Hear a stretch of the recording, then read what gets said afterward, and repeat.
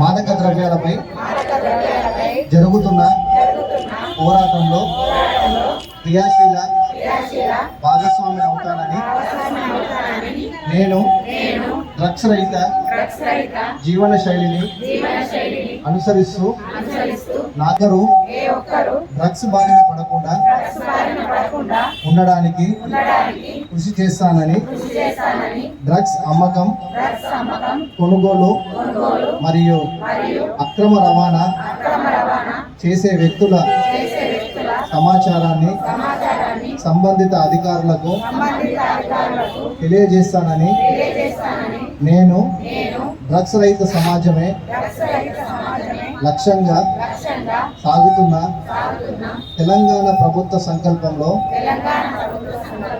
భాగస్వామి అవుతానని ప్రతిజ్ఞ చేయుచున్నాను. జై హింద్.